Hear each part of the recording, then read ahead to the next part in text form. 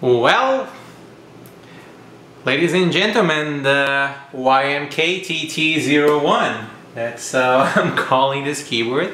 It's more like a model number. YMK is for YM, the chips, Yamaha 2612, 3438.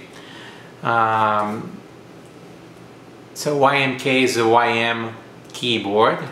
And TT01, well, 01 because it's the first, and TT is 1T for Tito, which is, without him, this will not be here. So, and the other one is for me, of course. So that actually was a name that Tito himself suggested, but he suggested T01 YMK. I thought using YMK first and then TT01 later sounded better. Oh, it's a YMK TT01. Sound better than, oh, that's the TT01 YMK. Yeah, YMK, because people will start saying YMK would. Anyway, so here it is. Let me see if I can get this. Something happened. Something happened, I don't know what. When I was moving the camera, it shut down for whatever reason. But, so this is hooked up to my speakers here, and over here the keyboard. And I'm not much of a player at all, but that is one thing I always play every time I put my hands on a keyboard, and I'm sure you will. If you don't, you should recognize this. And forgive me if I make a mistake. It's just, you know, on doing it by myself is one thing, on the spot is another thing. So here we go.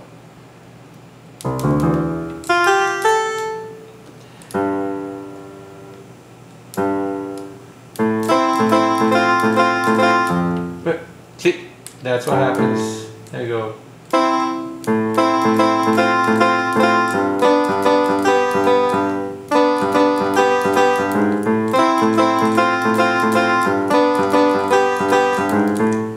Streets of Rage, yeah. So you can see the polyphony is working.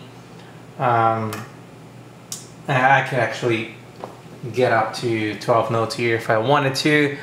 It won't happen. It won't happen with this keyboard just because it's very hard to play here.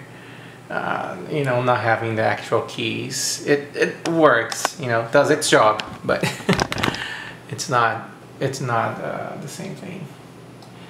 And but yeah, I mean, if I hook up the MIDI controller with a MIDI in here, we get sound. And I made a video showing me, actually I plugged this to the MIDI out from my computer and just hit play, and I got Moonlight Sonata, I got For Elise, I got William Tell, and I got Entertainer.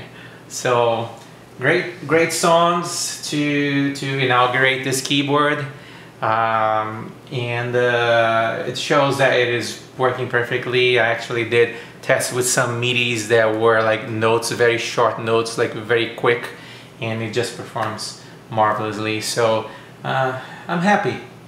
So now, big question, is this the end? Obviously not. There is a lot of software that still has to go in this, and it takes a while. I have so many features that I want to implement to this. On the playback side, I want to implement split keys so that you can assign a specific instrument to one set of keys, and like you can have your left hand doing the bass and your right hand doing the lead or the main melody. There are so many things that I want to do here. And on the MIDI, I want to implement the channel patch changing. So if you have a multi-channel MIDI, they can, with different channels, you could change the patches.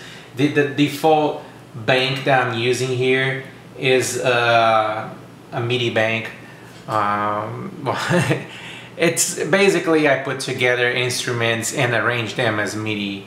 So I have piano, and it will go in the order of the MIDI. So let's say if I select electric piano,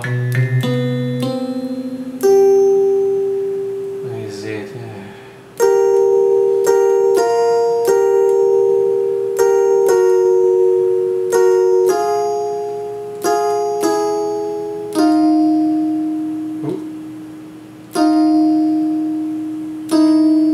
Well, I'm obviously not very practicing this a lot, I guess.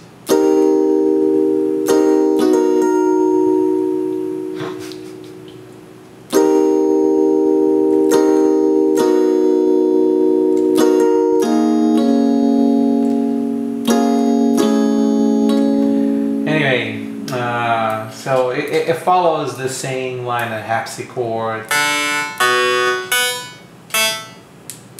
What is it?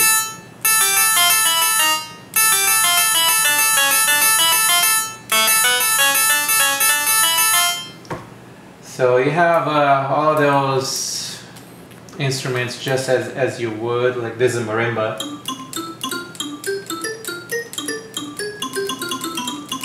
I'm not a player, okay? What else? Interesting instrument.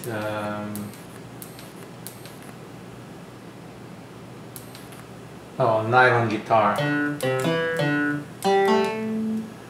Let me switch one octave up. So let's see a chord like.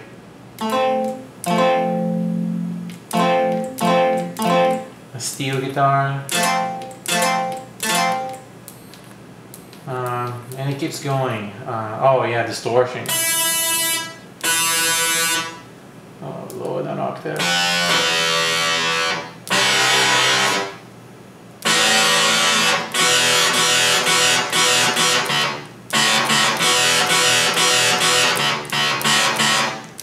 As you can see, it's a little hard to hit the keys with the switches, but well, I knew it was getting in before I sign up. Oh, look at this bass.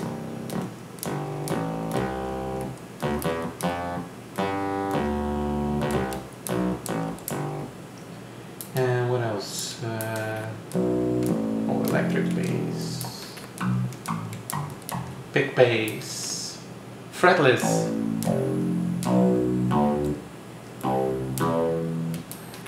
Slap.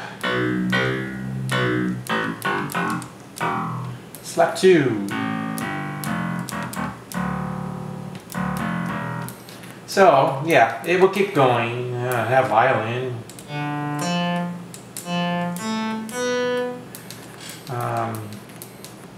And you will find the basically the notes, the keys where they should be, as if you were playing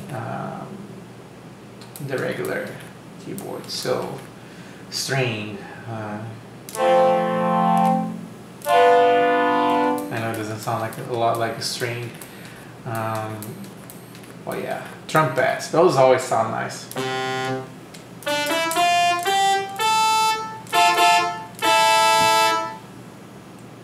What is it?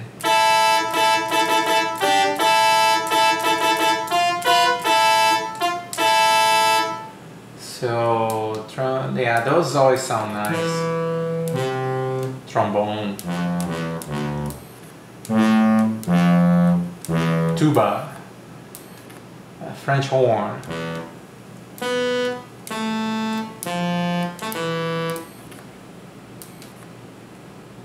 Yeah.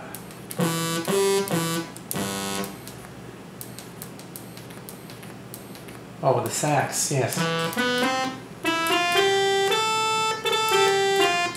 It's actually can sound very nice when you know how to play it. Yeah, my favorite, the oboe.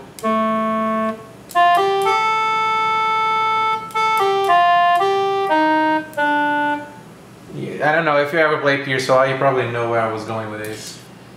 So yeah, there's a lot of instruments. Oh yeah, the flute.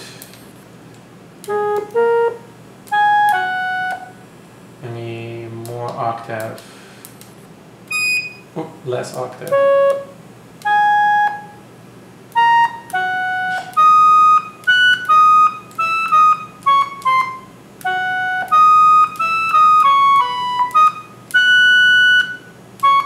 Yes.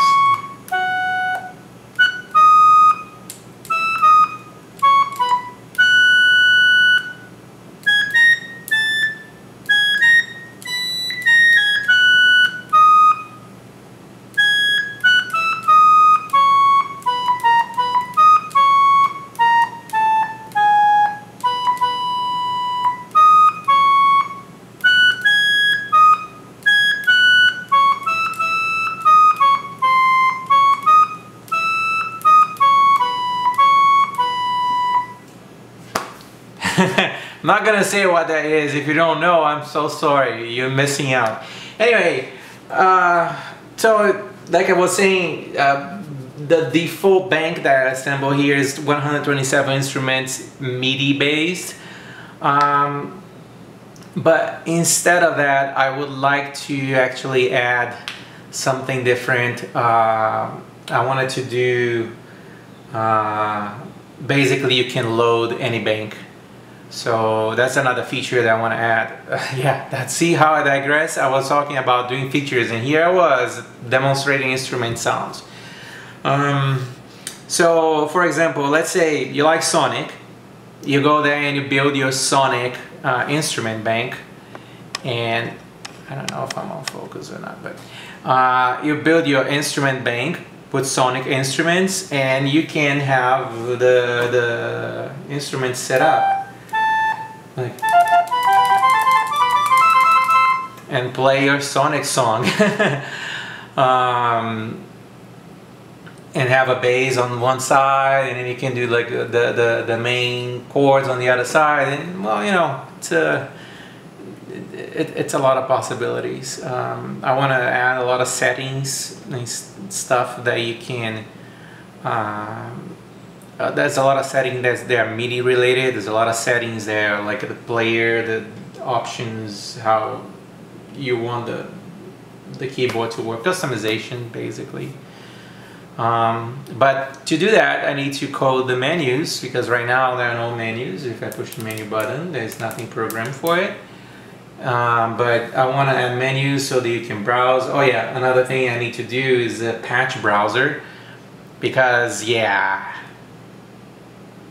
it needs a patch browser. Just flipping patches one by one the way I'm doing right now, it takes too long. And even if I was setting on a rotary, every time I switch a patch, I go to the SD, read the patch, load all the instruments, draw the screen, and that takes time.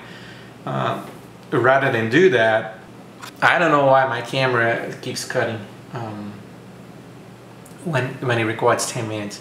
Anyway, I was saying that it takes time when you're loading instruments, because you have to go read the patch and load all the data and draw the screen. Especially the screen is slow, so that takes time. Even if we were using the rotary here, it wouldn't be that fast. So I thought the patch browser would be the best solution. When you're in a play mode, you push enter key and it shows you a window with all the patches, then you can scroll quickly just through the names. That's probably gonna work a lot better. Yeah, so that's pretty much what I wanted to show, and right now I just have to sit down and code, and if I get to a point in which I'm very excited about something that I just coded, I'll definitely record a clip. But other than that, I will report when I feel like this is the features are better, when I have menus to show and settings and stuff. And there is some settings that are related to the Yamaha, for example, the LFO. For now it's disabled by default, but some instruments can benefit amazingly by using LFOs, and so having that option to be enabled, which is actually, it's global to the chip. It's not an instrument thing. LFO, whenever you enable, all the patches will benefit from that, but it only works, it's a flag that has to be triple enabled. You have LFO enabled in frequency, then you have the patch FM sensitivity, which is the FMS that I have here, which is how much that patch is sensitive to the LFO, and then you have the operator, the AM sensitivity, the amplitude modulation, which will modulate the amplitude of each operator. Makes sense. So even if you have LFO going on in the background, it won't affect any patches that don't use it, so that's a good thing to have on. But I would like to have that in the global settings. So when you go you go to your menu, you go to system settings, you go to Yamaha settings, and there will be all the options or things that you can set up there, chip only. Alright, well, that's all for now. I will come back to you later. As always, thank you very much for sticking up with me and putting up with my terrible recordings. I know this looks very raw. There are a lot of people who actually do recordings professionally with lights and everything. It's just not me. I mean, I'm a programmer and a builder apparently. so editing is not my stuff, but thank you for sticking out with me and watching the videos. I'll catch you up next time.